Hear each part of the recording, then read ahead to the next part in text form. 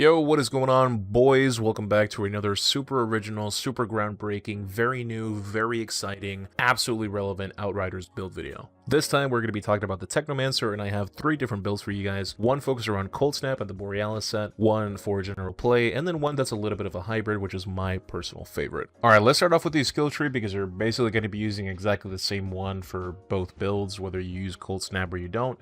The literal only difference is that if you're going to be using Cold Snap, you basically have 1 free point, and the most you can get out of this is either blur screen or a little bit more max HP. I personally would recommend that you get blur screen, but if you're not going to be using Cold Snap, you should be using Shrapnel instead. Then in that case, you should pick up Cannonade. This is going to give you another 30% weapon damage bonus whenever you throw out the grenades, so it's a nice little buff and damage, but literally, that's it. That's literally the only thing that you can differ with the skill tree. You basically have 1 point left over.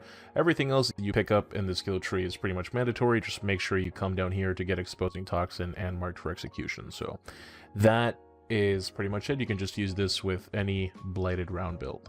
Okay, now let's talk about weapons. If you have the pre-order pack, pretty much everybody knows about this. The Hell's Ranger pack, if you don't have it or you didn't pre-order the game, you can just get it for $7 on Steam. But essentially, this puts the Earthborn Renegade Assault Rifle into your stash. Just go ahead, pick it up, swap the variation to Tactical, and you're pretty much good to go. Now, back in the day, you could reroll this thing by swapping the variant to get a higher firepower roll. So if you don't have a high firepower version of it, you're gonna be stuck with this 86k firepower, which is still more than enough to mow through absolutely everything.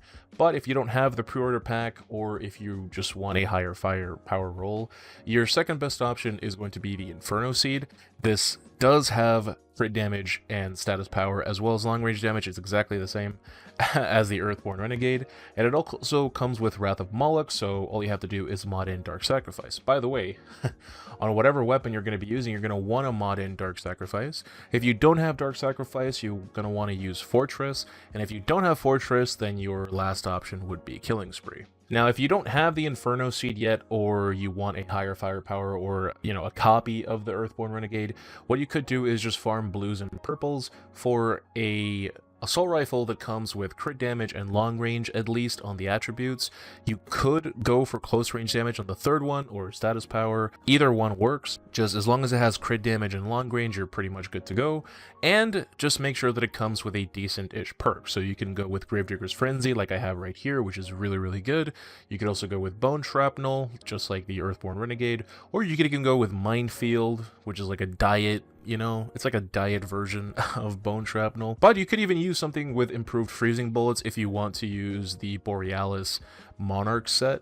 This would be a really good option. But again, if you have the Earthborn Renegade, don't worry about the firepower, it's more than enough. But if you don't have the pack, go for the Wrath of Moloch, and if not, go for a perfectly rolled blue or purple assault rifle, essentially. Now let's talk about the Cold Snap build first. For this, you're going to want to use the Blighted rounds, because imagine not using Blighted rounds. Obviously Cold Snap and then Blight Turret, just so we can give ourselves a damage buff when we feel like we need it. As for the armor, for this, you're going to want to use the chest, legs, and gloves of the Borealis Monarch, and this is the most optimal way of getting the 3-piece set bonus without sacrificing your stats. As for your other pieces, you're going to want a helm and boots with bonus firepower, long range damage, and close range damage. You can also roll cooldown reduction or status power instead of close range damage if you want, since this will help you get 1 or 2 more cold snaps per run and improve the power of your cold snaps. But optimally, go for close range damage as your third attribute. As for the mods, you're going to want Icicle Storm, Freezing Boost, and Shatter from your Borealis pieces. We're going to mod the other slots that don't have those perks. And you're going to want to slot in Mitigation from Death for survivability, Splash Boost to make your Blighted rounds transfer 100% of their damage and increase its range, Radical Therapy, Euthanizer, Captain Hunter, and Bloodlust for damage,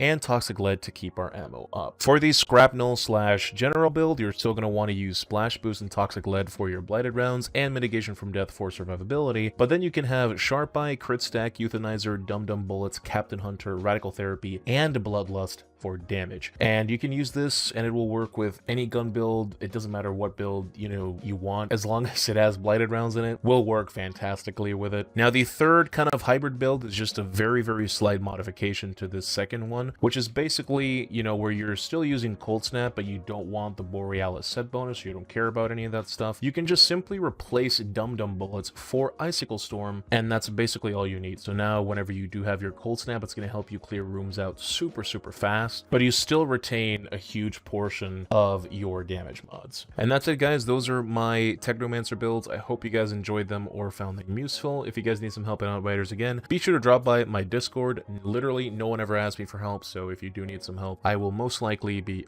available. Link is in the description as always. And thank you again to all of my patrons for the continued support. I really appreciate you guys. Thank you so much. But that's going to be it for me for today. Another Devastator video, which is going to be the final one, should be coming out either tomorrow night or Monday. So keep an eye out for that. It's going to be a spicy one, and it's going to be it. So yeah, I'll see you guys in the next one.